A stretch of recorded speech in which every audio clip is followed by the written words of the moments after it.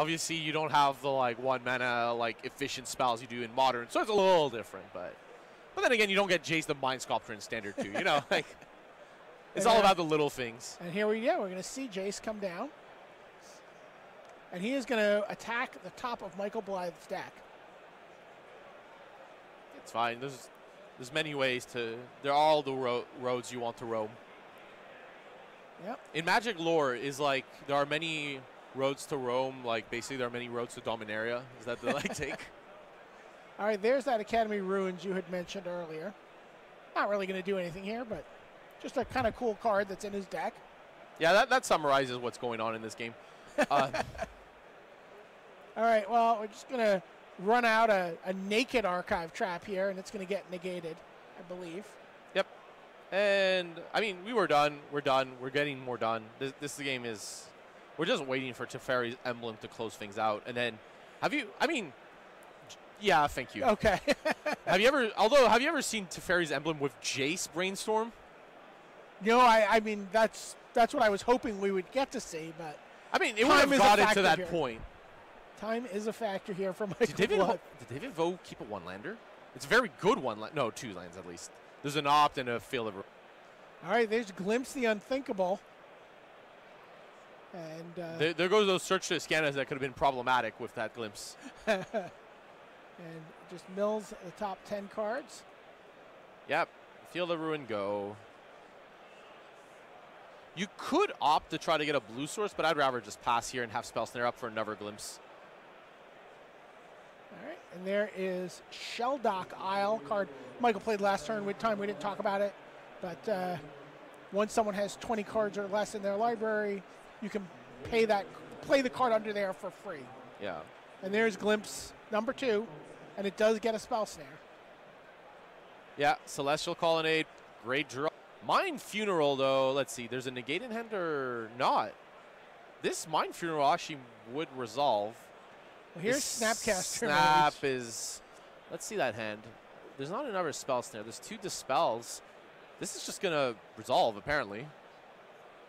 Yeah, I mean, you can opt, but there's not much you can get. All right. Opt, push. Yeah, get another land. Teferi. 10 more cards. Teferi. Well, Teferi's in the graveyard are actually an issue for David because... I think he milled one in his first set of cards, too. No. Those are the 2 in the deck. That's it. Teferi's gone. Oh, wow. There's not really a way for David Vo to shuffle that graveyard back in. So those Teferis are just gone. Which is really key. The old deck death. Yeah. Fatal Push. Oh, my. The thing is, though, David Vo is definitely at 20 cards now, so something like a Visions from Beyond would be sweet. Oh, yeah, absolutely. Although David Vo is ready with many Dispels. And Snapcaster for future Dispels. And all right, so Opt is the play for David Vo at the end of the turn.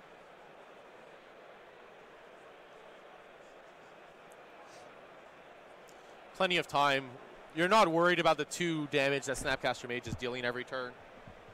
So probably, let's see, David has in Surge, so we're probably going to see something like a Telling Time at end of turn. The shields being down is okay. Ooh, going for something like Field of Ruin. I don't know. Wow. Well, not the plains, the the field, please. So he's going for Field of Ruin on the Shelldock Isle. And then Michael Blythe is going for his Field of Ruin on the Celestial Colonnade. Yeah. I mean, Michael doesn't have an Archive Trap in hand, but I don't think David Vo can play the Telling Time now, since if Michael fires off an Archive Trap, David might be in trouble. At that point, you would have milled 30 free cards, which isn't even close, I guess. Let's see, it's 10 cards roughly with that opt and with those opts. And the natural draws plus 30 free would be 40 free. So you'd still be off. So I guess one Archive Trap would be okay. Don't forget the strategic mulligan to 6. I doubt that mulligan was strategic. I have sincere doubts. I kind of, just take it slow. You're not under any pressure. There's a Mesmeric Orb. Yeah, that's definitely something you can't let, that can't land. Start with Mind Funeral. I mean, Spell Snare will still get the orb, but there's no Spell Snare, so that Logic Nod might as well just say Counterspell. Actually, there's an argument for David Vo to like overpower this Logic Nod so that the top deck Visions from Beyond would not draw Michael free cards. Oh, interesting. Yeah. There is a line where that Mind Funeral can be cast, but there was a lot of lands gone, and there's a risk here.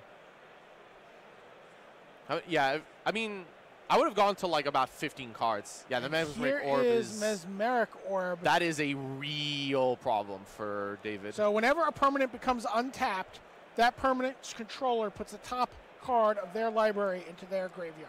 Yeah, and the Academy Runes is pretty good to prevent a loss that way. Yep, there we go. There's some cards. Mesmeric Orb is going to be a real problem for David Vo. Nicely navigated by Michael Blythe to get that into play. Yeah, David Vo was constrained on blue mana. I guess, how many islands are in the deck? 5? I don't know if like 4 of them were milled. That would be the reason that David got a plains rather than an island off one of the Field of Ruins. And then you see Michael Blythe again, that orb cuts both ways. I think that's okay. I think Michael benefits more from the orb being in play than David does. Man, the spells have been very sad in David's hand. They've been like sitting there like, we want to do something here. And you see the thin library of David Vo. It's not going to get fuller. Yeah. I mean, it's possible. Yeah, that's what happened. So David would have definitely fetched a second island off the Field of Ruin. Fortunately, they were in the graveyard. That's why you play the mill deck, Eduardo. To mill your opponent's colored mana sources. There might be reasons to play the mill deck. I'm pretty sure that's not one of them. No, I've heard people tell me many times over the years that's why they play it. That's kind of a... yeah. Yes. No, don't justify playing the mill deck. I'm not justifying for competitive. Justify playing the mill deck because it's enjoyable and you want to have fun. All right, here's a fatal push on that Snapcaster Mage. Yeah, no reason not to do this on upkeep, but Yo's going to fight over it, and now 4 cards. Yeah, the problem, Snapcaster Mage also mills you a card, and we have a lot of attacks to get in. All right. Snapcaster Mage gets in for 1, but also is going to clock David Vo for 1 card when it untaps. Mill the Archive Trap. That is kind of poetic.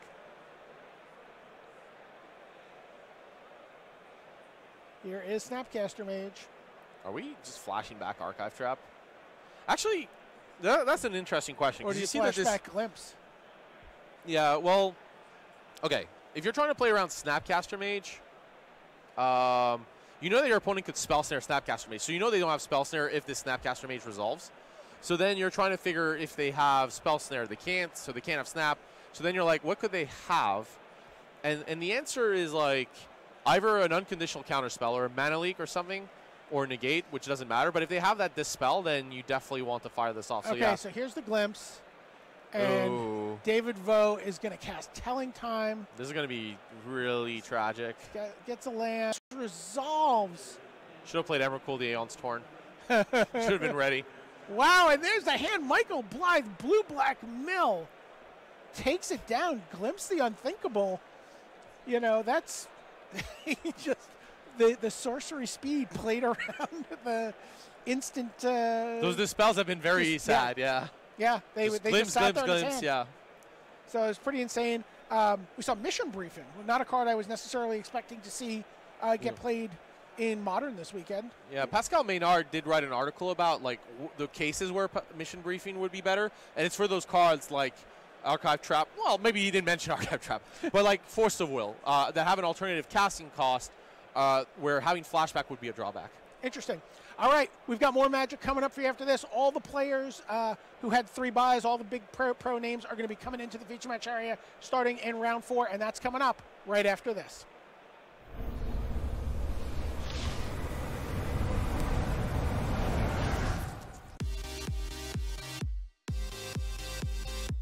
I'm Steve Argyle. I'm an artist for Magic the Gathering. I'm super excited to be here. I love interacting with fans. I love playing the game. I love seeing what other people are excited about, and this is one of my favorite things to do. I sketch and I sign cards and I feel like a rock star.